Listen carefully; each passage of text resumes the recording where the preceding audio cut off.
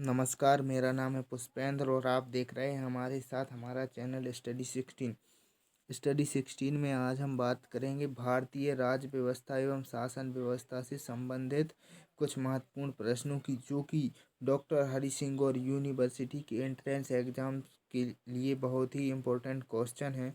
तो देखते हैं पहला क्वेश्चन क्या है कि निम्न में से कौन सा सामाजिक अधिनियम नहीं है। MISA, anti dowry act, protection of civil rights, prevention of immoral traffic. तो फिर इसका सही आंसर होगा मीसा एक्ट। मीसा एक्ट सामाजिक अधिनियम नहीं है। देखते हैं अगला प्रश्न।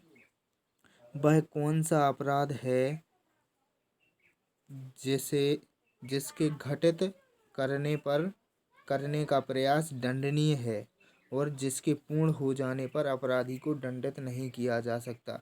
हत्या, चोरी, आत्महत्या, बलात्कार। इसका सही आंसर है आत्महत्या। आत्महत्या यदि कोई व्यक्ति घटित करने का प्रयास करता है तो वह दंडनीय है, और जब वह पूर्ण हो जाता है तो वह अपराधी दंडित नहीं किया जा सकता। देखते हैं अगला प्रश्न। फोर्थ ई स्टेट या चतुर्थ स्तंभ क्या है। चतुर्थ स्तंभ क्या है? तो चतुर्थ स्तंभ है क्रिकेट टीम है क्या, सड़क, रेल और हवाई जहाज। हवाई जहाज के अतिरिक्त यातायात साधन, कृषि क्षेत्र की बड़ी सहकारिता संस्थाएं, प्रेस। तो इसका सही आंसर होगा प्रेस। प्रेस लोकतंत्र का चौथा स्तंभ है।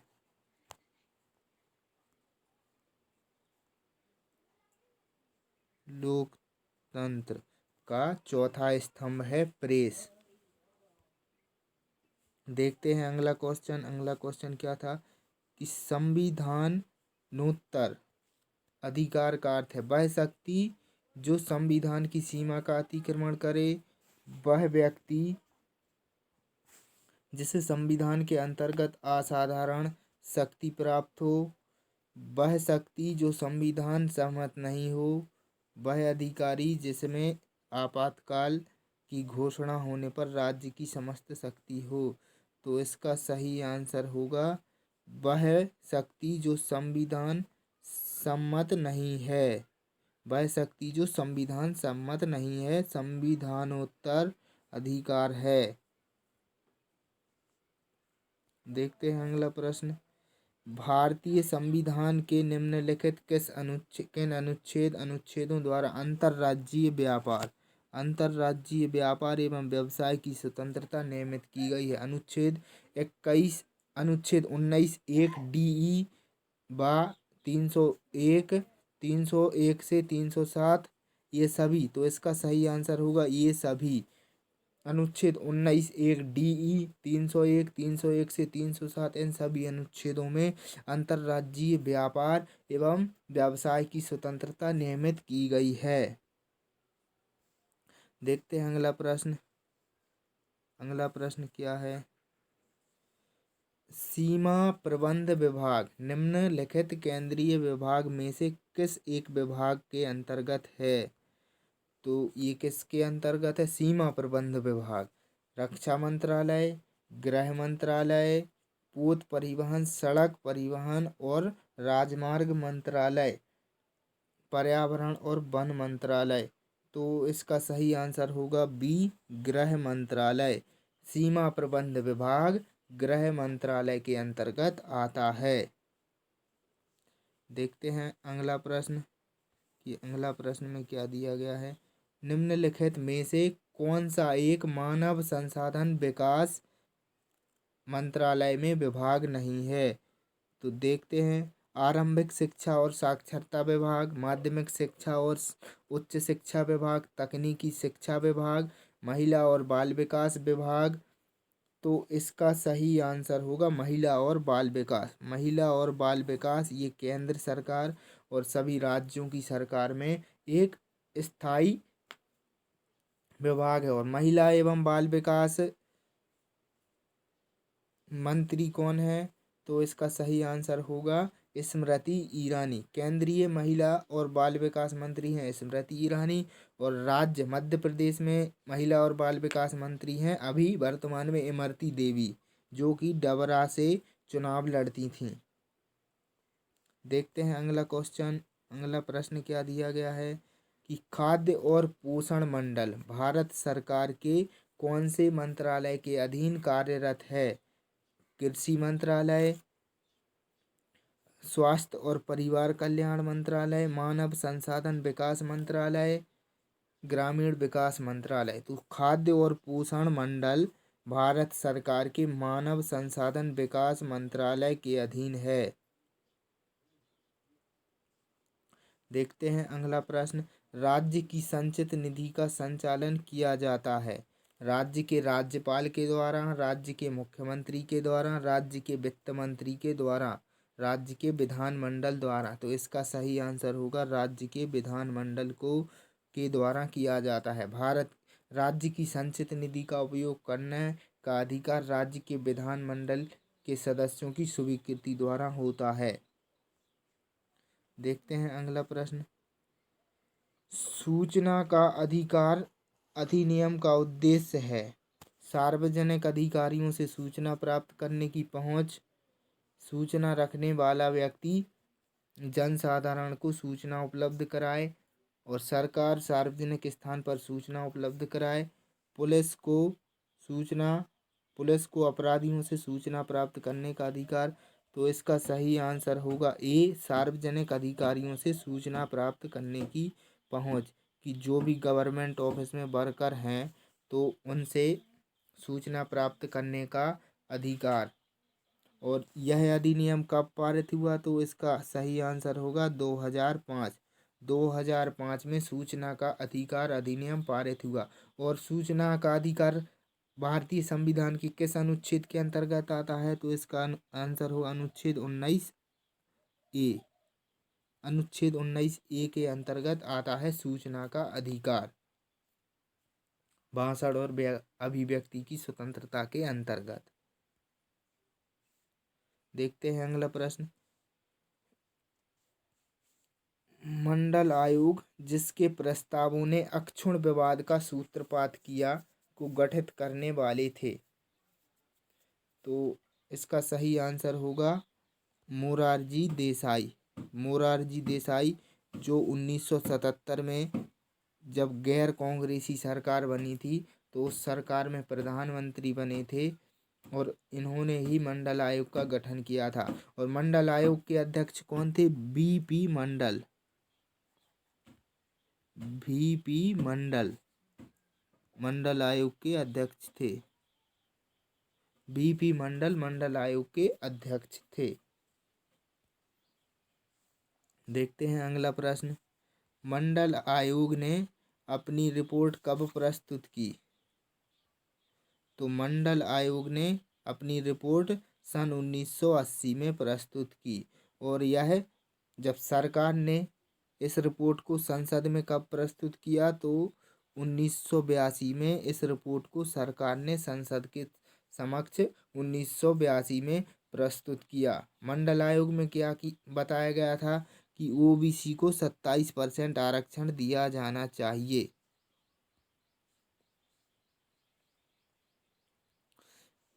देखते हैं अगला प्रश्न, लिखित संविधान की अवधारणा ने सर्वप्रथम कहाँ से जन्म लिया? तो यदि आपको ये प्रश्न पूछा जाए कि विश्व का प्रथम लिखित संविधान कौन सा है, प्रथम लिखित संविधान, तो इसका सही आंसर होगा संयुक्त राज्य अमेरिका। क्योंकि संयुक्त राज्य अमेरिका जब 1786 के लगभग आज़ाद हुआ इंग्लैंड से, तो वहाँ पर संविधान लिखा गया और वही संयुक्त राज्य अमेरिका का संविधान विश्व का प्रथम लिखित संविधान है। यदि आपको ये प्रश्न आए कि भारत का संविधान लिखित है, निर्मित है, आलिखित है, परंपरावादी है, तो कौन सा है? तो इसका सही आंसर होगा भारत का संविधान लिखित एवं निर्मित। लिखित एवं निर्मित, लिखित एवं निर्मित दोनों है। भारत का संविधान लिखित एवं निर्मित दोनों है। देखते हैं अगला प्रश्न। अध्यक्षात्मक शासन का उदय सर्वप्रथम किस देश में हुआ? तो इसका सही आंसर क्या होगा? संयुक्त राज्य अमेरिका में अध्यक्षात्मक शासन प्रणाली का सर्वप्रथम उदय हुआ। संयुक्त राज्य नहीं, इसका ये आंसर गलत होगा, संयुक्त राज्य। तो इसका आंसर हमारे हिसाब से लगता है मुझे कि स्विट्जरलैंड है। संयुक्त राज्य हाँ सॉरी, इसका आंसर संयुक्त राज्य ही है। मैं थोड़ा कंफ्यूज हो गया था इसलिए। और भारत में कौन सी शासन प्रणाली है? तो भारत में संसदात्मक शासन प्रणाली है, संसदात्मक। इसमें क्या है कि दो सदन रहते हैं, लोकसभा राज्यसभा। तो जैसे राज्यसभा में कितने सदस्य होते हैं? तो 245, 250 भी होते हैं कभी कभी। और 12 सदस्य राष्ट्रपति मनोनीत करता है। 12 सदस्यों को राष्ट्रपति खेल और विज्ञान और आदि क्षेत्रों में नियुक्त करता है। और लोकसभा में कुल कितने सदस्य होते हैं? तो लोकसभा में 550, 552 इतने होते हैं। और एंग्लो इंडियन का एक सदस्य राष्ट्रपति मनोनीत कर सकता है लोकसभा में। देखते हैं अगला प्रश्न। निम्नलिखित में से कौन सा भारत के क्षेत्रवाद के उदय का कारण है? असंतुलित विकास, सांस्कृतिक पहचान खोने का वह भय, राजनीतिक वर्चस्व, उपरोक्त सभी। तो इसका सही आंसर होगा उपरोक्त सभी। उपरोक्त सभी भारत में क्षेत्रवाद, जो क्षेत्रवाद आप समझते हैं कि अपने क्षेत्र को बढ़ावा देना, जैसे कि अभी मांग चल रही है कि बुंदेलखंड एक राज्य बनाया जाए, तो यही क्षेत्रवाद है। देखते हैं अगला प्रश्न।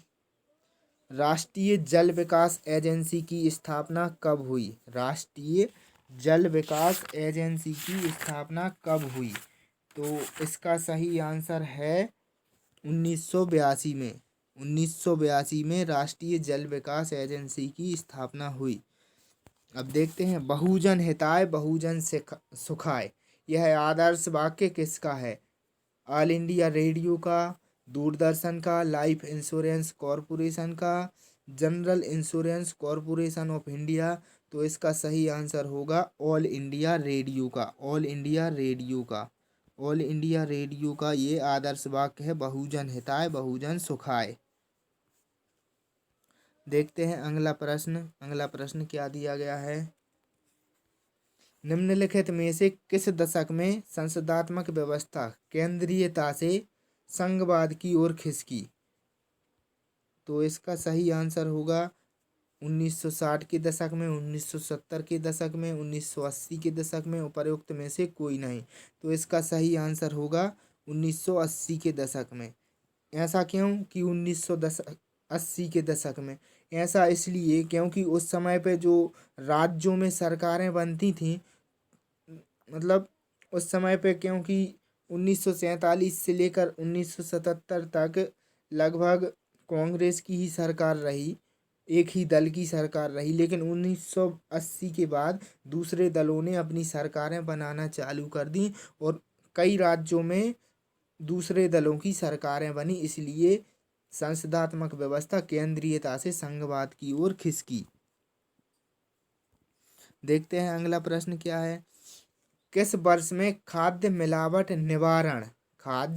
मिलावट निवारण अधिनियम पारित किया गया? तो इसका सही आंसर क्या है? इसका सही आंसर है 1954। 1954 में खाद्य मिलावट निवारण अधिनियम पारित किया गया, 1954 में। देखते हैं अगला प्रश्न। भारत के प्रथम विधि विश्वविद्यालय की स्थापना अगस्त 1887 में कहाँ हुई थी? तो इसका सही आंसर क्या होगा? बेंगलोर। बेंगलोर में भारत का प्रथम विधि विद्यालय की स्थापना हुई थी, बेंगलोर में। बेंगलोर किसकी राजधानी है?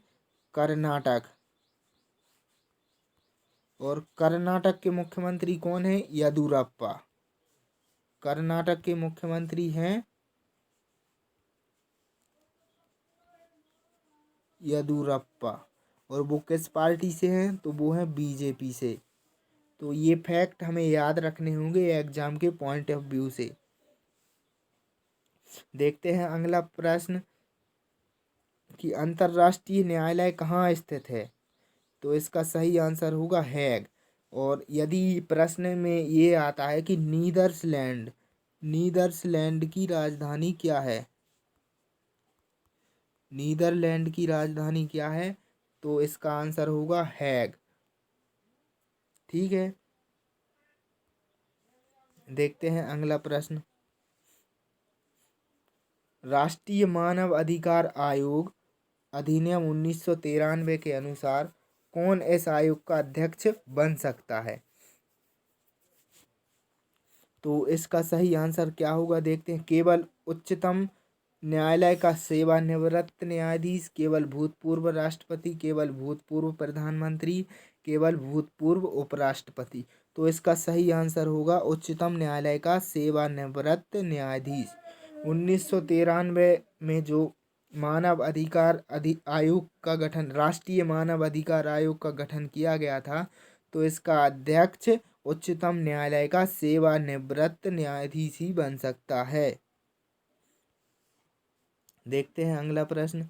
भारतीय स्वाधीनता विधेयक, भारतीय स्वतंत्रता अधिनियम को राजकीय स्वीकृति कब मिली थी? 18 जुलाई 1947 को, 19 जुलाई 1947 को, 20 जुलाई 1947 को, 21 जुलाई 1947 को। तो इसका सही आंसर है 18 जुलाई 1947 को भारतीय स्वतंत्रता अधिनियम स्वाधीनता विधेयक को राजकीय स्वीकृति मिली थी। उस समय पर गवर्नर जनरल कौन था, तो गवर्नर जनरल थे लॉर्ड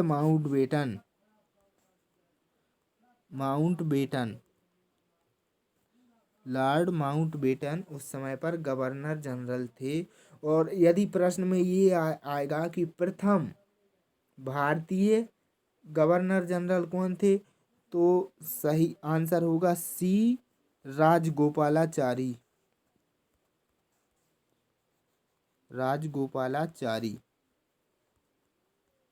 राजगोपालाचारी प्रथम और आखिरी भारतीय गवर्नर जनरल थे। देखते हैं अगला प्रश्न। निम्नलिखित में से किसने भारतीय संविधान की प्रस्तावना को हमारे संप्रभु प्रजातंत्र गणतंत्र की जन्म कुंडली कहा है? तो किसने कहा है?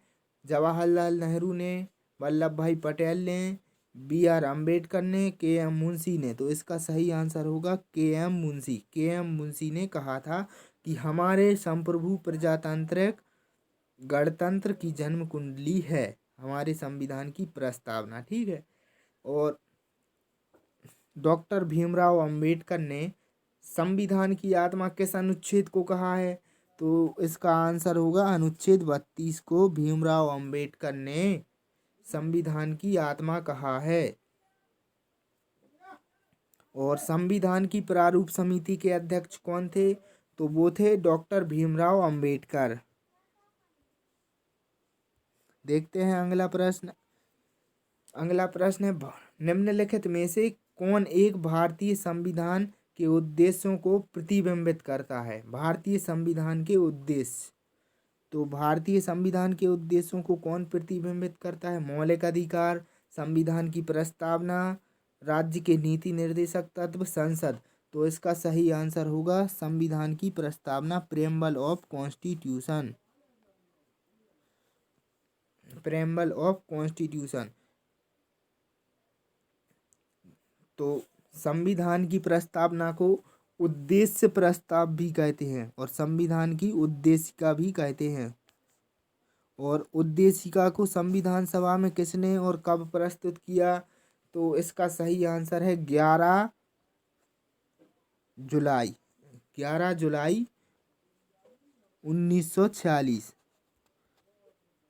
11 जुलाई 1946, 1946, 11 जुलाई 1946 को पंडित जवाहरलाल नेहरू ने हमारे संविधान की प्रस्तावना यानी उद्देश्य प्रस्ताव को संविधान सभा के समक्ष प्रस्तुत किया था। वीडियो देखने के लिए धन्यवाद। हम आपको ऐसे वीडियो और भी प्रदान करते रहेंगे। हमारे चैनल को सब्सक्राइब करें एंड वीडियो को लाइक करें।